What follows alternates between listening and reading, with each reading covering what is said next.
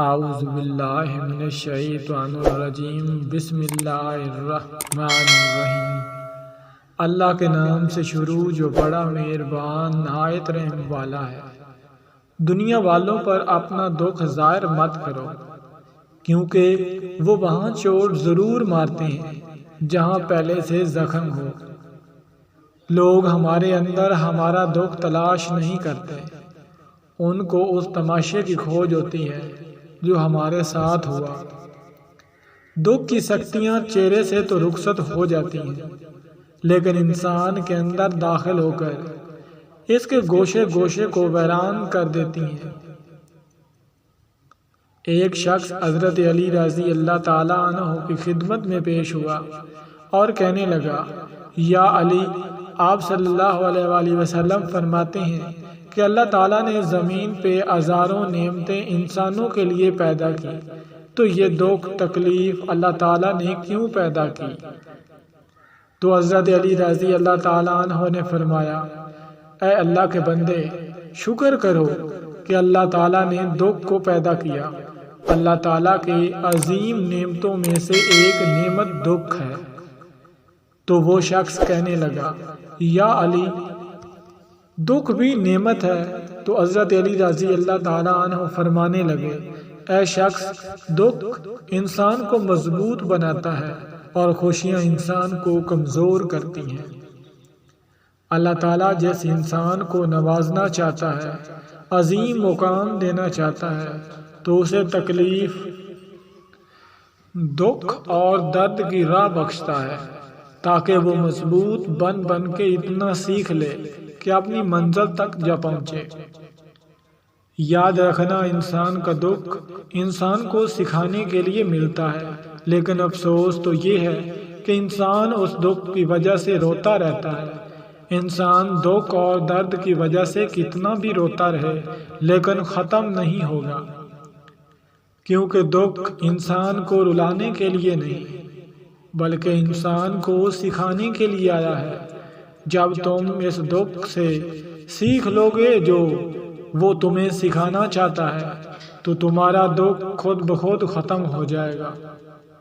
زندگی اتنی دکھی نہیں کہ مرنے کو جی چاہے، بس لوگ اتنے دکھ دیتے ہیں کہ جینے کو دل نہیں کرتا۔ دکھ انسان کو یا ریت کی دیوار کی طرح ڈھانپ دیتا ہے یا چٹان کی طرح کھردرا اور سخت بنا دیتا ہے۔ یہ ایک حقیقت ہے کہ انسان کو جہاں سے پیار کی سب سے زیادہ امید ہوتی ہے، اسے سب سے زیادہ دکھ بھی وہیں سے ملتا ہے۔ اللہ پاک کہتا ہے، کسی کو تکلیف دے کر مجھ سے اپنی خوشی کی دعا مت کرنا، لیکن اگر کسی کو ایک پل کی خوشی دیتے ہو تو اپنی تکلیف کی فکر مت کرنا۔ بعض تکلیف ایسی ہوتی ہے کہ ہمیں لگتا ہے جیسے اب ہم مر جائیں گے، جیسے اب کہیں سے کوئی مدد نہیں آئے گی، اور پھر ہم جلد مایوس ہو جاتے ہیں۔ مگر جانتے ہو کہ کوئی غم بھی مسلسل نہیں رہتا، وہ ہمارا پیارا رب بڑا رحیم ہے، تمہاری سوچ سے بھی زیادہ کریم ہے۔ اسے تو یہ بالکل بھی گوارا نہیں کہ تمہیں کوئی تکلیف پہنچے۔ اللہ تعالیٰ جس کو اپنا آپ یاد دلانا چاہتا ہے، اسے دکھ کا الیکٹرک شاک دے کر اپنی جانب متوجہ کر لیتا ہے۔ دکھ کی بھٹی سے نکل کر انسان دوسروں کے لیے نرم پڑ جاتا ہے، پھر اس سے نیک اعمال خود بخود اور بخوشی سرزد ہونے لگتے ہیں۔ دکھ تو روحانیت کی سیڑھی ہے، اس پر صبر اور شکر کرنے والے ہی چڑھ سکتے ہیں۔ کچھ دروازے ہمیں خود بخود ہی بند کرنے پڑتے ہیں۔ زندگی بھر خود قریبی اور خوش گمانیوں میں رہنے سے بہتر ہے کہ انسان ایک ہی بار خود کو جھلستی ہوئی حقیقت کی روبرو کر لے۔ یہ قدرت کا قانون ہے کہ جو انسان کسی کو استعمال کر کے اسے دھوکہ دے کر اپنی خوشیاں حاصل کرتا ہے، وہ کبھی نہ کبھی خود اس سے بھی زیادہ دوسروں کے ہاتھوں استعمال ہو کر زندگی میں دکھ سہتا ہے۔ اللہ پاک فرماتا ہے تو مانگو مجھ سے، تمہارا مانگنا اچھا لگتا ہے مجھے، تم کیوں پریشان ہوتے ہو؟ کیا میری قدرت پہ یقین نہیں تم کو؟ میں تو تمہارے شہرگ سے بھی زیادہ قریب ہوں۔ جب تم اپنی ماں کی نیت پر شک نہیں کر سکتے تو اس پر کیسے بے یقینی جو تم سے 70 ماہوں سے بڑھ کر محبت کرتا ہے؟ مجھ سے مکمل یقین کے ساتھ مانگ کر تو دیکھو، پوری دنیا کو تمہارا وسیلہ بنا کر تمہیں نہ نوازا تو کہنا۔ جب انسان خاموش ہو جائے اور اپنے حق کے لیے بھی نہ بولے تو سمجھ جاؤ وہ اپنے اندر بہت کچھ دفن کر چکا ہے۔ اے بلندیوں کے بادشاہ، اے رب کائنات، ہمارے دلوں کو شیطان کے شر سے بچانا، صرف اور صرف اپنی رضا کا غلام بنانا۔ اے رب پاک، ہم سب کو ہمیشہ خوشحال آباد رکھنا، آمین۔ توبہ ایسا دروازہ ہے جو موت کی ہچکی تک کھلا رہتا ہے۔ دعا ایسا عمل ہے جو تقدیر کو مات دے سکتی ہے۔ ضمیر ایسا ساتھی ہے جو ہمیشہ حق کی راہ میں دکھاتا ہے۔ آپ خود ہی اپنے لیے بہترین دلاسا ہیں، بہترین دوست، بہترین دنیا اور مشکل وقت میں بہترین تھپکی جو آپ کو کبھی ہارنے نہیں دیتی۔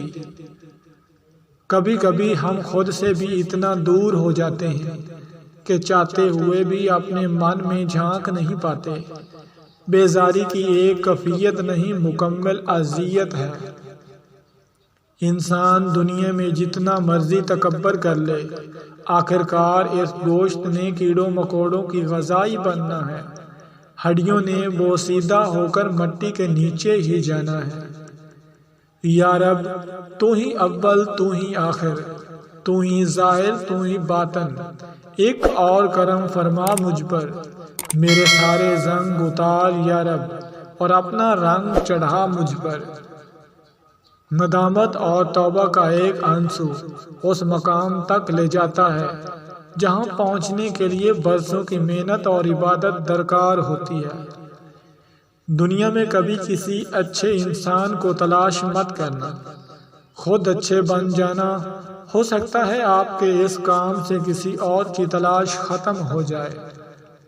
معاف کرنے کی عادت اور حوصلہ پیدا کرو۔